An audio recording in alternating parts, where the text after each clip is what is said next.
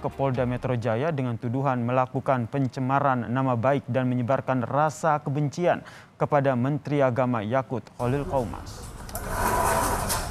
Lembaga Bantuan Hukum Pimpinan Pusat GP Ansor menilai lewat media sosial Roy Suryo telah memotong rekaman wawancara Menteri Agama tentang pengeras suara yang diduga untuk menyebarkan rasa kebencian antar individu dan golongan. Laporan ini dilakukan setelah sehari sebelumnya Roy Suryo melaporkan Menteri Agama ke polisi dengan tuduhan melakukan penistaan agama. Laporan ini kemudian ditolak Polda Metro Jaya karena tempat kejadian perkaranya di luar wilayah hukum Polda Metro Jaya. Video tadi yang di handphone jam berapa? Oke, balik. Ya. Yuk, menanggapi adanya laporan dari GP Ansor, Saudara, Roy Suryo mempersilahkan jika ada yang melaporkannya. Roy menyebut tindakan itu sebagai hal yang lucu. Menurut Roy Suryo, langkah yang dilakukan sebelumnya hanya ingin membantu masyarakat. Roy membantah ingin memutarbalikkan fakta yang termuat dalam rekaman wawancara Menteri Agama tentang aturan pengeras suara.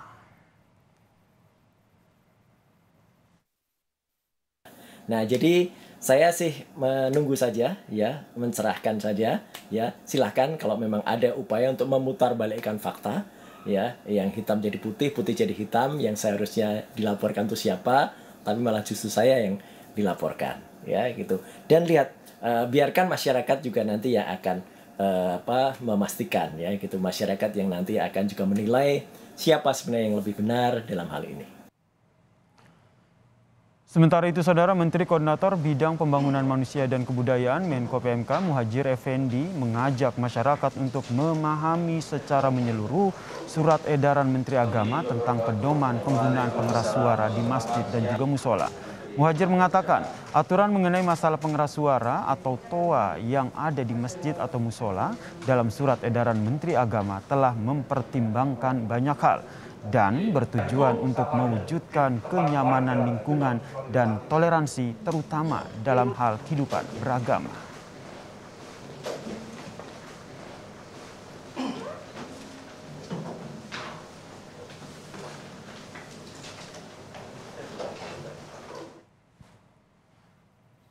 Untuk mengetahui informasi terkini dari laporan GP Ansor terhadap Roy Suryo terkait dengan tuduhannya terhadap Menteri Agama Yakut Khalil Qaumas, petang ini, Saudara, kita telah bergabung dengan jurnalis Kompas TV Jona Hamonangan yang berada di Polda Metro Jaya. Selamat petang, Jona. Jona, apa saja dasar pelaporan yang akan disampaikan oleh pengurus GP Ansor ini kepada polisi?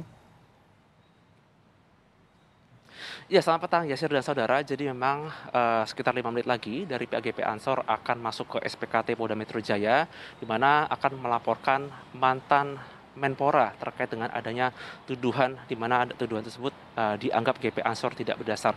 Terkait dengan adanya pernyataan atau ucapan dari Menteri Agama Yakut Khalil Qaumas, bila Anda mendengarkan secara komplit, sebenarnya adalah tujuan Menteri Agama itu adalah lebih kepada pengaturan, khususnya adalah suara atau speaker TOA di masjid, di mana fokusnya adalah pengaturan desibel sebanyak 100 desibel. Dalam arti adalah jadi adanya harmonisasi. Jadi ketika kita tinggal, baik mungkin sesama mungkin masyarakat Muslim atau non Muslim, adanya rasa harmonis atau kenyamanan. Jadi tujuannya adalah lebih kepada untuk lebih kepada harmoni kepada sesama warga. Nah, tapi ada beberapa hal yang akhirnya dipelintir dan ini menjadi argumen yang akhirnya dilaporkan oleh Roy Suryo, di mana akhirnya laporan tersebut akhirnya dimentahkan oleh Polda Metro Jaya dikarenakan lokus delikti atau lokasi kejadian tidak berada di wilayah Polda Metro Jaya. Nah, terkait dengan adanya tujuan atau maksud dari pelaporan, saat ini saya bersama dengan Dendi Zuhairil Vinsa selaku Kepala Divisi Advokasi Litigasi dan Notiligasi GP Ansor.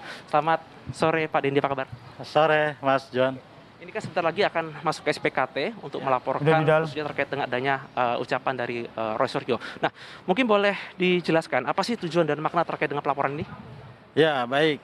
Jadi begini, cuitan, editan video yang dibikin oleh terlapor ya, Saudara Roy Suryo itu memframing, mengkaburkan konteks apa yang dibicarakan oleh Menteri Agama Haji Yakut Khalil Qaumas gitu.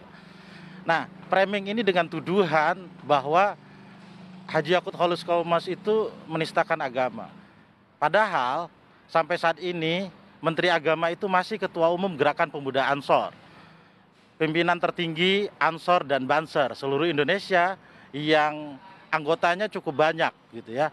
Sehingga tuduhan yang dilakukan ini sangat membuat Gerakan Pemuda Ansor dan Banser itu cukup marah. Karena tidak mungkin Ketua Pemuda Islam Indonesia yang besar melakukan penistaan terhadap agamanya sendiri. Nah, editan-editan dia itu mengkaburkan konteks yang sebenarnya yang dilakukan oleh Menteri Agama adalah tentang speaker, suara, bukan persoalan menistakan agama, begitu. Terkait dengan poin-poin pelaporan hari ini, kira-kira apa saja yang ingin disampaikan? Poin-poin pelaporan kami kali ini adalah dari beberapa tweetnya yang memposting, memotong video-video. Dugaan kami video itu yang diposting dengan durasi cuma 30 detik sehingga membuat menjadi masyarakat Islam Indonesia ini gaduh gitu ya. Nah, kami melihat tuduhan mengadu domba ini kan sesuai dengan menjadi permusuhan antar individu dan kelompok sesuai dengan pasal 28 ayat 1 dan pasal 28 ayat 2 dan pasal 30 ayat 1 gitu ya, Undang-Undang ITE. Oke, polemik ini kan akhirnya bergulir nih ya, di mana akhirnya mungkin tanda kutip di media sosial mungkin ada yang pro, ada yang kontra. Nah, mungkin Mas Dendi dari GP Ansor boleh menegaskan bahwa tidak ada niatan mungkin dari Menteri Agama yang mungkin niatan untuk menistakan agama Islam. Jadi memang ini lebih fokus kepada mungkin pengaturan audio atau mungkin toa masjid saja. Jadi memang fokusnya lebih kepada ke situ. Ya, karena Roy Suryo itu nggak ngerti konteksnya, yang diatur itu adalah soal speaker, bukan soal yang lain. Ya tidak mungkinlah menistakan agama, orang dia pimpinan organisasi pemuda Islam Indonesia terbesar. Dia ini, Gus Yakut itu adalah anak kiai, punya pesantren, cucunya kiai besar gitu. Nah, sesuatu yang sangat tidak mungkin dilakukan untuk menistakan agamanya sendiri. Tujuannya untuk apa? Kan nggak mungkin. Tuduhan ini sangat patut diduga adalah untuk membuat gaduh, membuat permusuhan antar individu dan kelompok. Gitu.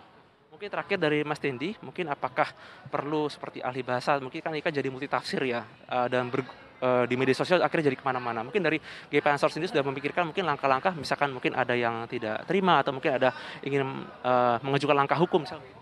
Ya, setelah kami teliti, maka kami mengajukan dari 2 alat bukti yang kami pegang, kami melaporkan. Nanti setelah ini baru kami menyiapkan saksi-saksi, sudah kami akan siapkan.